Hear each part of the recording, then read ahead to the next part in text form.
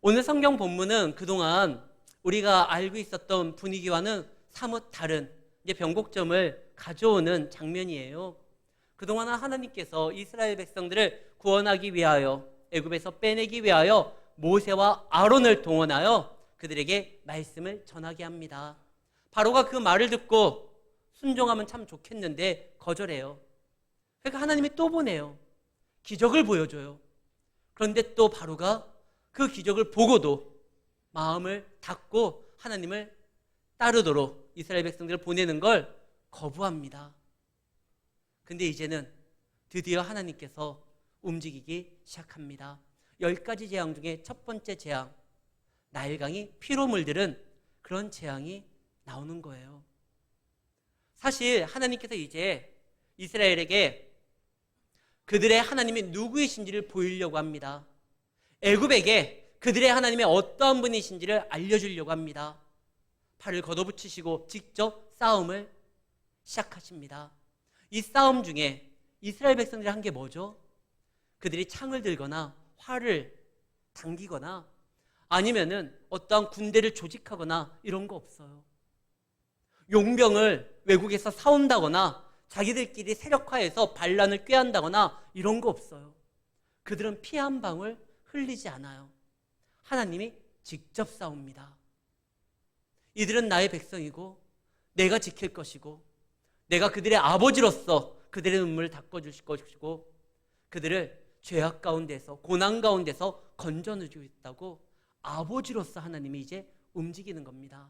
우리가 인생을 살아가는 동안 참으로 힘들고 고단한 일들이 많을 거예요. 어려운 일들이 많을 거예요. 근데 그 모든 어려움과 고단함은 우리가 우리의 힘으로 이겨내고 싸우고 승리를 쟁취하는 게 아니에요.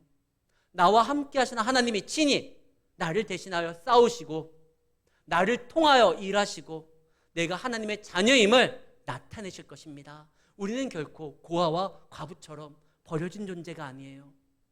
하나님께서 그 아픔을 기억하시고 우리의 친히 아버지가 되어주시고 우리의 가장이 되어주셔서 우리를 위하여 일하십니다. 혹시 어려운 가운데 있다 할지라도 우리의 하나님이 나를 위하여 싸우심을 기억하시고 힘내시기를 바랍니다. 오늘 이제 하나님께서 제일 먼저 치신 것이 바로 나일강이에요. 10가지 재앙 중에 첫 번째가 나일강이에요. 왜 나일강일까요? 나일강의 총 길이는 6,650km입니다. 이 거리가 얼마나 긴 건지 서울에서부터 부산까지 고속도로 기준으로 왕복 8번을 오가도 남는 거리예요. 이 나일강은 엄청난 길이를 자랑합니다. 사막 기후인 이집트에서 이 나일강은요, 물을 공급해 줄 뿐만 아니라 비옥한 토지를 그들에게 허락합니다. 이 나일강은 정기적으로 범람을 해요. 그러다 보니까 이 흑토가 그 나일강 주변에 나타남으로 인하여 그냥 씨만 뿌리면 생산할 수 있는 정말 비옥한 토지가 늘 그들에게 전해줍니다. 생각해 보세요. 비료를 뿌리지 않아도요, 언제나 비옥한 토지가 그들에게 제공이 되는 거예요. 그러니까 나일강은 단순한 강이 아니에요. 그들에게 생명을 주고 그 나일강을 기점으로 그들에게 많은 부를 허락한 정말 귀중한 존재인 거죠. 실제로 지금도 현대 이집트는요, 이 나일강 유역을 중심으로 약 93%의 국민들이 살고 있다고 합니다. 현대도 그러는데 고대근동 때는요, 더 말할 거 없죠. 더 많은 사람들이 이 나일강 주역 위주로 살아가고 있고 문명을 꽃피고 있는 거예요. 그래서 나일강은 신이에요. 그들에게 생명을 주는, 하피라는 이름을 붙여서 매년 그들은 정기적으로 이 나일강에서 예배를 드리고 종교적 행위를 합니다. 나일강 자체가 그들에게는 신적 존재인 거예요. 근데 하나님이 그걸 먼저 치는 거예요. 너희들에게 풍요를 가져다 주고 너희들에게 생명을 가져다 주는 그 원천이 나일강이 아니라 바로 나다. 너희들이 신처럼 추앙하는 그 나일강은 내가 만든 피조물이다. 너희들에게 일반 은총으로 허락된 은혜로서 내가 너에게 주어진 것이지 그 자체가 신이 아니다. 너희들은 그것을 신으로 이야기하면서 거기에서 모든 것이 나온다 생각하면서 그 나일강만 있으면 너희는 살 수 있고 얼마든지 너희들이 원하는 바를 이룰 수 있다고 생각하지만, 아니, 그 피조물밖에 안 되는 그 나일강, 내가 한번 손을 들면 너희가 거기에서 무엇인가 생산할 수 없는 피로 변할 수도 있다. 이걸 보여주는 거예요. 나일강은 바로에게는 홈그라운드예요. 거기에서부터 모든 것이 와요. 왜 바로가 다른 나라와는 달리 중한 집권적인 역할들을 감당할 수 있었느냐? 나일강이 범람을 하면요, 그때 토지를 경작했었던 그 땅이요, 경제선이 무너져 버려요. 그럼 어떻게 돼요? 그걸 다시 경제선을 이렇게 지정해 주는 것이 왕이 할 일이에요. 그러니까 왕이 날마다 그것에 대해서 책임 있고 권리가 있으니까 백성들이 왕을 따를 수밖에 없어요. 권력이 집중될 수밖에 없어요. 그리고 이 바로는 마치 자기가 신의 아들인 것처럼 모든 것을, 무소불위한 권력을 가지고 마음대로 할 수 있어요. 나일강만 있으면 바로는 무너지지 않아요. 그의 권력의 중심이 거기에서 나왔다고 생각하니까요. 그러나 그것은 바로의 홈그라운드가 아니에요. 바로가 얼마든지 자기의 어떠한 권력을 쌓기 위해서 사용하는 무기가 아니에요. 하나님이 당신의 거룩함을 드러낼 수 있는 무대일 뿐인 거예요. 우리가 세상에 살아가는 동안 세상의 홈그라운드에 살면서 주눅들 때가 있습니다. 세상의 권력과 세상의 지위와, 그리고 지금은 무슨 주의죠? 우리가 자본주의 사회에서 살고 있어요. 예전에는 인본주의라고 해가지고 인간이 중심된다, 모든 것이 인간에게 맞춰주면서 살아가면 좋을 줄 알았어요. 계몽주의가 거기에서 또 나타나고요.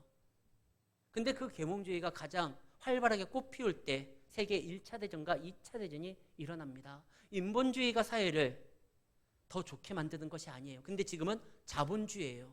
재력이, 자원이, 재화가 모든 사회의 근본이라고 여겨지는 시대가 자본주의 시대예요.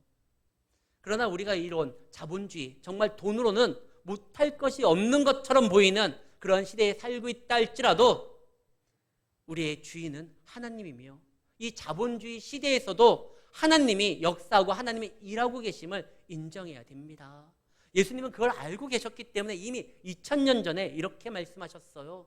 사람이 하나님과 재물을 동시에 섬길 수 없다. 그때 당시에도 재물은요, 굉장히 큰 힘을 가지고 있었어요. 그러나 그럼에도 불구하고 그때도 여전히 주인으로서 역사하시는 분은 하나님입니다. 그들이 재물을 탐하고 재물을 가지고 움직이고 재물이 목표가 되었을 때 어떻게 되죠? 오히려 재물의 노예가 되는 거예요. 하나님을 주인을 삼으면 우리가 하나님의 자녀가 되지만 재물을 주인 삼으면 재물의 노예가 되는 거예요. 지금 하나님께서는 바로의 홈그라운드라고 할 수 있는 그 나일강을 치십니다. 거기에서 모든 것을 다 할 수 있다 생각하지만 아니다. 내가 허락하지 않으면 거기에선 생산적인 것이 조금도 나올 수 없다. 내가 주인이지. 그 나일강을 만든 나 하나님이 주인이지. 생명의 근원은 여기에서 오는 것이지 나일강이 아니다. 그리고 너는 나일강이 진짜라고 생각하면서 그것이 전부라고 생각하면서 나라를 통치하는데, 통치 수단으로 이용하는데 내 백성을 먼저 예배의 자리로 나아가도록 인도하는 것이 너가 살 수 있고 네 나라가 복받을 수 있는 것이다. 이 말을 해요. 요즘에는 지구가 몸살이 납니다. 제가 54년 동안 이 땅에서 살아오면서 지금 같은 더위는 경험해보지 못한 것 같아요. 이 너무 더울 때도 있었지만 이 폭염이, 열대야가 여러 날 동안 이렇게 오랫동안 지속된 적이 여태까지 있었나요? 우리나라뿐만 아니라 전 세계가 몸살을 앓고 있죠. 유럽이 얼마 전에는 46도의 더위로 막 난리가 났었잖아요. 왜 이렇게 지구가 이 난리가 날까?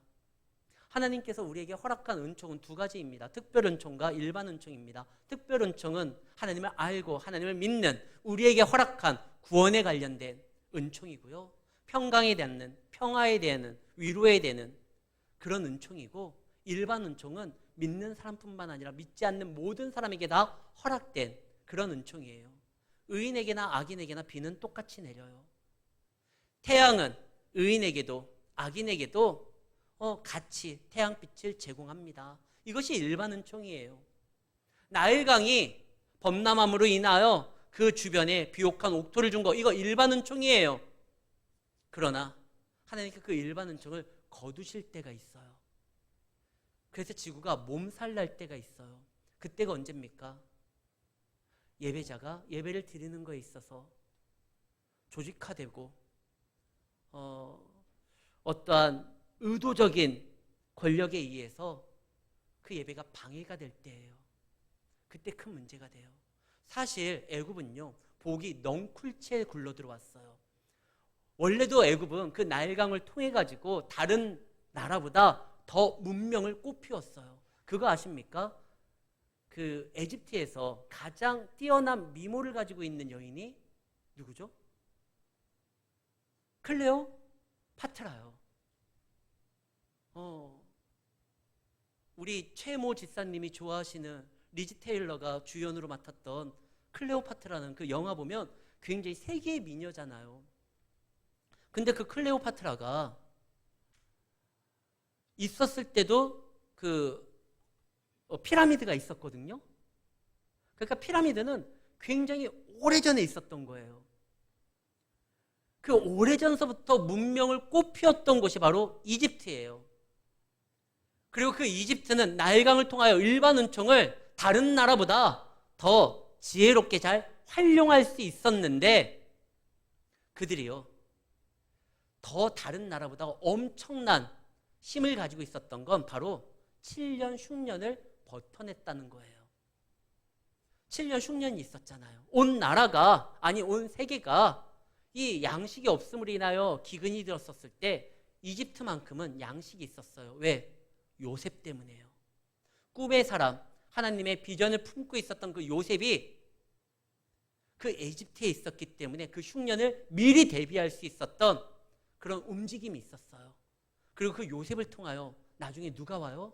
야곱의 집안 식구들이 그냥 통째로 와요. 야곱이 누굽니까? 성경 창세기에서요, 가장 중요한 인물이 누구죠? 야곱이에요. 아브라함은 야곱의 할아버지예요. 이삭은 야곱의 아버지예요. 요셉은 야곱의 아들이에요. 야곱의 이름을 통하여 이스라엘이라는 이름이 등장하게 되고요, 이 야곱의 가족들을 통해서 이스라엘의 지파가 형성되는 거예요. 구약의 교회가 바로 야곱의 집이에요. 그 교회가 그냥 통째로 애굽으로 와요. 하나님께서 야곱을 통하여 복을 주려고 하거든요. 그 복의 근원이 이집트에 오는 거예요. 그럼 이집트는 그 복의 근원 때문에 흉년의 7년도 버텨냈을 뿐만 아니라 앞으로도 하나님의 은혜를 자기네 나라에 이렇게 흘러보낼 수 있는 기회를 얻은 거예요. 그런데 그가 오히려 자신들에게 복을 줄 수 있는 이스라엘 사람들을 핍박하고 노예로 삼고 예배를 드리지 못하게 만듭니다. 이게 문제였던 거예요. 사실요, 예전에 우리나라의 복음이 가장 왕성하게 일어났었던 그 시기가 언제였습니까? 물론 지금도 다시 복음의 역사가 일어나지만 처음에 복음의 역사가 인류 역사상 기독교사에서 그러한 유래를 찾아볼 수 없을 정도로 폭발적인 부흥의 역사가 일어났던 적이 있어요. 1907년 평양대 부흥운동. 원래요, 그 하나님의 은혜가 이 땅에서 왕성하게 일어났던 게 남한이 아니라 북한이었어요. 평양이었어요. 1907년에 평안남도 사경회 때 장대영 교회를 중심으로 인해서 길선주 장로님이 공개적으로 자기의 죄를 자복하고 회개합니다. 자기 친구의 돈을 자기가 가져갔다고 그 길선주 장로님이 많은 사람들 앞에 공개적으로 그 죄를 이야기하고 회개를 해요. 그걸 기점으로 그때 많은 사람들의 회개운동이 시작됩니다. 그리고 부흥의 역사가 일어나요. 이때 당시에 기생집과 주점과 도박장이 사라지거나 거진 없어질 정도로 위축됐어요. 수많은 사람들이 말씀을 듣기 위해서 얼마나 많이 몰려듣는지 저기서부터 흙먼지가 일어났다고 해요. 쌀이 동납니다. 수많은 사람들이 그 평양에 모여가지고 말씀을 들으려고 하니까 그분들이 계속 떠나지 아니하고 말씀을 들어서 밥을 해 먹여야 되잖아요. 쌀이 동날 정도로. 이 부흥의 역사가 그쪽에서 일어나요. 사실 해방된 다음서부터도 남한보다 북한이 훨씬 더 경제적으로 잘 살았어요. 근데 언제서부터 역사가 달라지죠? 그 복음의 능력이 일어났었던 그 평양. 그런데요, 저기에 북한 정권이 들어오고 교회 문부터 닫잖아요. 예수 믿는 사람들을 핍박하고 죽이잖아요. 복이 넝쿨채 들어왔는데 그들은 그것을 이용하고 그것을 통하여 자신의 삶을 채우려고 하지 아니하고 오히려 교회 문을 막습니다. 그래서 그들이 신앙을 지키기 위해서 남한으로 넘어와요. 남한에 있는 가장 유명한 교회들은 다 이북 사람들이 세운 거예요. 충영교회, 소망교회, 영락교회, 다 이북민들이 신앙을 지키기 위해서 넘어와가지고 지금 애굽은요 정말 복받은 나라였어요. 이스라엘을 품었으니까요. 그들이 하나님을 잘 섬길 수 있도록 지원만 했으면 애굽은요 정말 큰 복을 받았을 거예요. 그들로부터 나타나는 하나님의 은혜를 경험했을 거예요. 근데 그들을 노예로 만듭니다. 핍박을 합니다. 그래서 애굽이 어떻게 돼요? 망하게 되는 거 아닙니까? 사랑하는 성도 여러분, 우리가 예배를 드리는 건 우리만 잘 사는 것이 아니에요. 우리를 통하여 복이 흘러져 이 땅에 하나님의 은혜가 나타날 수 있도록 우리의 믿음이 저들을 살릴 수가 있는 거예요. 그래서 우리가 믿음을 지켜야 돼요. 핍박이 온다. 그러면 더욱더 의지해야 돼요. 지금 이스라엘 백성들의 어려움이 뭡니까? 그들의 어려움의 이유가 뭡니까? 벽돌을 만들어야 되는데 벽돌을 만들 집이 제공되지 않았기 때문에 그런가요? 벽돌의 양이 너무나 많았기 때문에 그런가요?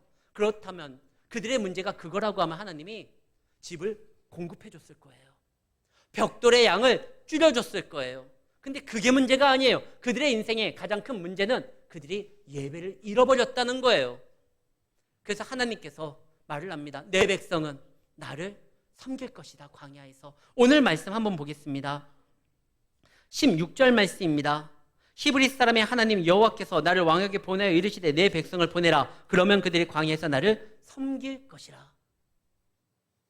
하나님께서 지금 친히 팔을 걷고 애굽을 치려고 하는 이 전쟁의 목적이 뭡니까? 자기 자신을 드러낼 뿐만 아니라 내 백성이 나를 예배하도록 만들겠다라는 거예요. 우리의 인생의 가장 큰 문제는 우리가 예배를 잃어버렸다는 거예요. 이 사회의 문제는 교회가 문을 닫는다는 거예요. 다시 이 사회가 살기 위해서는 지금 뭐 주식이 내려갔기 때문에 사회가 문제가 되는 거 아니에요. 날씨가 연일 더웠기 때문에 문제가 되는 것이 아니에요. 예배를 믿는 믿음의 사람들이 자기의 자리를 지키면서 하나님을 부르짖지 않는 것이 문제가 되는 거예요. 그래서 하나님의 그 문제의 원인, 집이 아니다, 벽돌이 아니다, 노역이 아니다, 예배다. 내 백성 예배를 드리면 내 백성도 살고 내 백성이 속해 있는 그 사회도 살 수 있다. 그래서 바로에게 다시 한번 기회를 주는 거예요. 너희 애굽이 살 수 있는 유일한 방법은 내 백성이 예배하도록 만드는 것이다.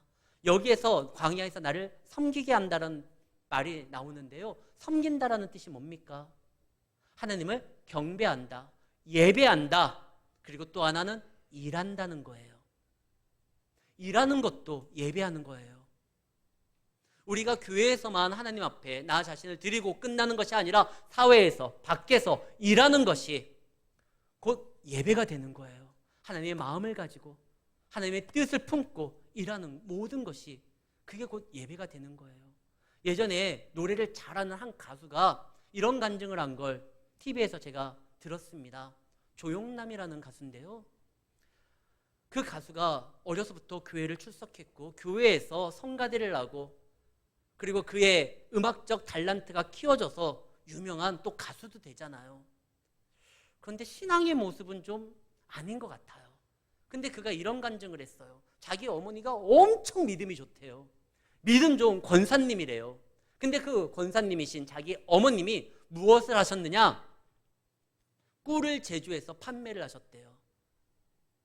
천연 꿀이 아니라 가짜 꿀을 만드셨대요. 얼마나 믿음이 좋은지 그 가짜 꿀을 만들면서도 찬양을 했대요.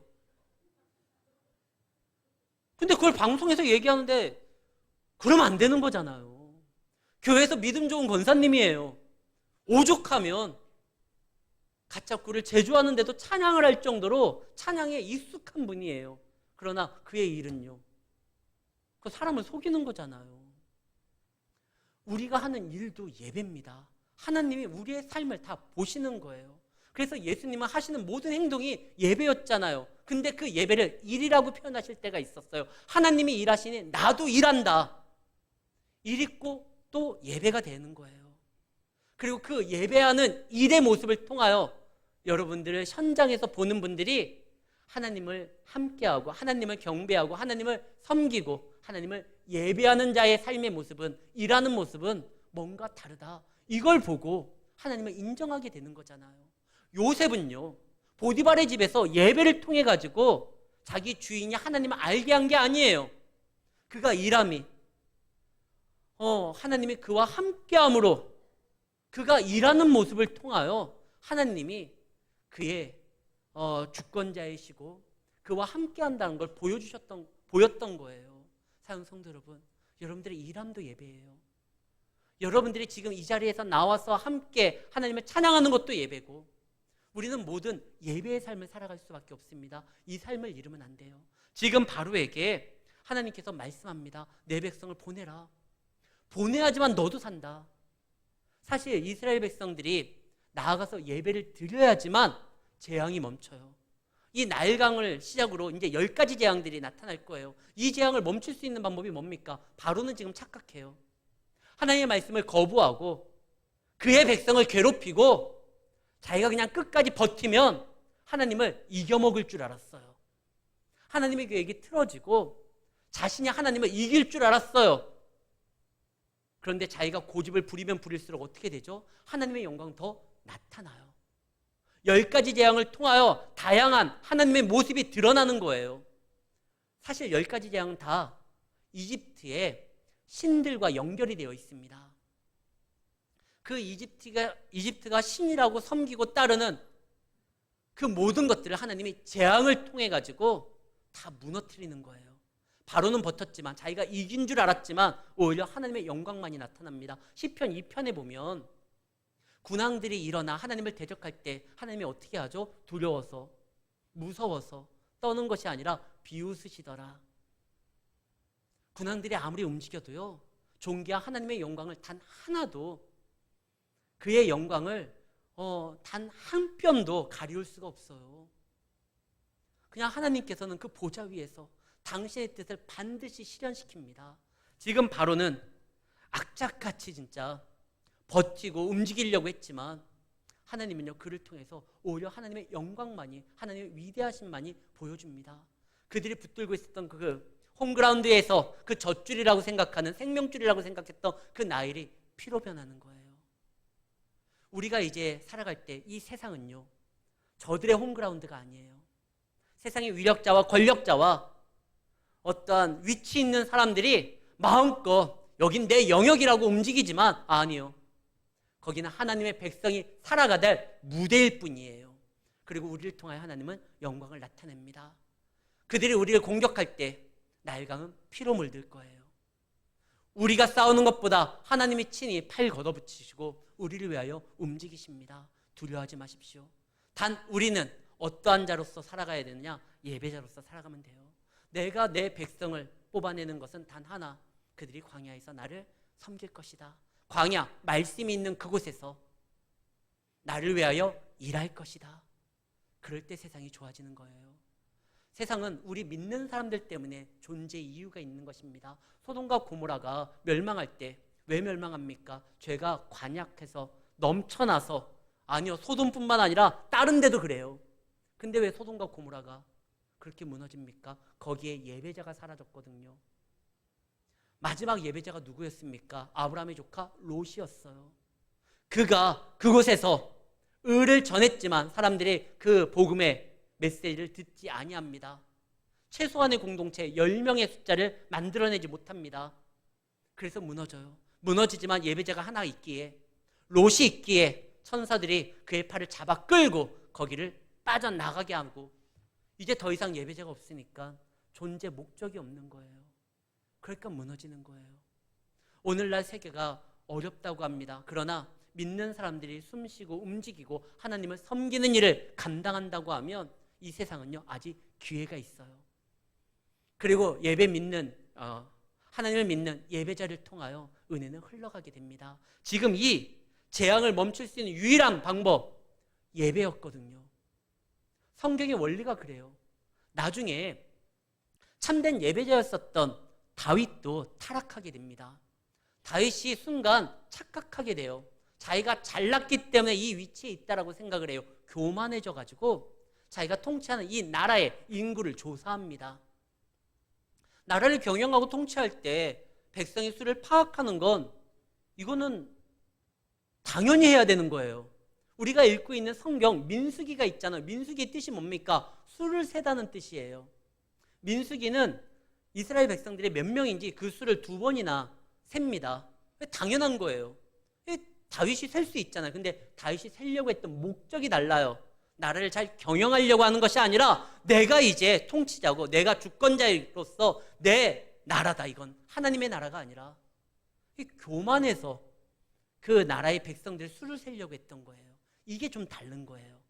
그때 선지자 갓이 이야기를 합니다. 왕이 교만하여 이 일을 행하는 건 하나님이 원치 않습니다. 하면 안 됩니다. 그 선지자 갓이 누구냐면 다윗이 가장 위기의 순간이었을 때 하나님의 말씀을 전했던 자예요. 그래서 길을 만들었던 자예요. 근데 그의 말도 듣지 않아요. 내가 뭔데? 내가 이제 왕인데. 그래서 어떻게 되죠?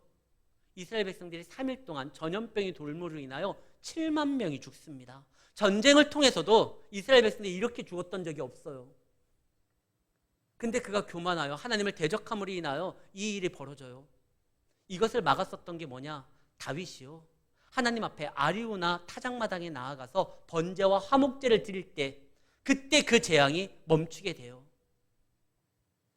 재앙을 멈추고 우리의 어떠한 어려움을 멈추게 하는 유일한 길은 예배였던 거예요. 하나님 앞에 서야 되는 거예요. 왜? 이 땅 우리의 힘으로 감당할 수 있는 것이 아니라 하나님의 능력으로 감당하는 거예요. 우리가 왜 하나님 앞에 나와서 예배를 드립니까? 내 문제를 해결하기 위해서, 내 아픔을 치유받기 위하여, 내 건강을 회복되게 하기 위하여. 물론 그래서 나오는 거 괜찮아요. 예수님이 말했어요. 수고하고 무거운 짐진들아 다 내게로 와라. 내가 너희를 쉬게 할 것이다. 병든 자 내게 와라. 그래 우리는 치료받기 위해서 교회에 나올 수 있어요. 그러나 그것이 우리가 교회에 나오는 내용의 전부는 아니에요. 교회에 나오는 건 하나님께 영광을 돌리기 위함이에요. 내가 하나님의 자녀고 모든 것이 하나님의 뜻에 있고 하나님만이 유일하게 예배를 받으실 수 있는 분이라는 걸 선포하는 게 예배예요. 그런 다음에 하나님이 은혜로 우리의 삶을 채워주는 것이죠. 먼저 이게 먼저가 돼야 되는 거예요. 지금 다윗이요. 자기의 잘못으로서 전염병으로 많은 사람들이 죽게 되었을 때 그가 하나님 앞에 나아가서 예배를 드립니다. 그 예배가 재앙을 멈췄어요. 그리고 그 예배를 통해서 어떻게 됩니까? 그 아리우다 타작마당이 나중에 솔로몬의 성전 짓는 그 터가 돼요. 그리고 거기에 예수님이 하나님의 어린 양으로 오셔서 십자가에 달려 죽으시죠. 우리의 어떠한 아픔과 재앙은요, 슬픔은요, 오직 예배를 통해서 회복되고 그것이 은혜로서 바뀌게 됩니다. 지금 나일강이 피로 물들어요. 큰일 났어요. 자기 때문에 그런 거예요. 바로 때문에. 근데 바로는 정작 거기에 대해서 관심도 두지 않아요. 23절에 보면 그 일에 관심을 가지지도 아니하더라. 참 무책임해요. 나라에 대해서 책임 있게 행동해야 돼, 그가. 근데 우리의 삶에 책임을 지는 건 우리의 위정자가 아닙니다. 우리를 만드시고 우리의 예배를 받으시기를 기뻐하시는 하나님이에요. 그분이 우리에게 관심이 있어요. 그리고 우리가 예배를 드릴 때 우리의 문제를 해결해 준다는 것입니다. 사랑하는 성도 여러분, 참으로 힘들고 어려운 기간을 우리가 보내고 있습니다. 연일 폭염 때문에 밖에 나가서 움직이는 것 자체가 참 고단합니다. 그리고 또한 경제적인 어려움도 요즘에 연일 뉴스를 통해서 듣게 됩니다. 그런 가운데 우리의 길을 내시고 우리의 삶에 생명을 허락하시고 우리가 살아가는 원천이 되시는 그 하나님이 계심을 기억하고 그분을 바라보시기를 바랍니다. 그분 안에서 답이 있는 거예요. 어떻게 답을 주느냐? 다양한 방법으로 답을 주시죠. 지금 이스라엘 백성들을 건져내시기 위해서 하나님은 뭘 하십니까? 자기의 창조 중에 가장 기가 막힌 나일강은 하나님의 창조물 중에 진짜 신의 한 수예요. 그를 통해서 문명이 만들어지잖아요. 그러나 당신의 백성을 구원하기 위해서는 그것조차 피로 물기로 작정하시는 분입니다. 그런 분이 우리를 위해서 무엇을 못하실까요? 그분은 홍해도 가르시는 분이고 죽은 자도 살리시는 분입니다. 우리가 예배 가운데 함께할 때 생명의 근원이신 하나님이 우리 삶을 책임져 주시고 인도하신다는 사실을 기억하시고 하나님 안에서 이번 한 주도 믿음으로 승리하시는 성도님들이 되시기를 예수의 이름으로 축원합니다.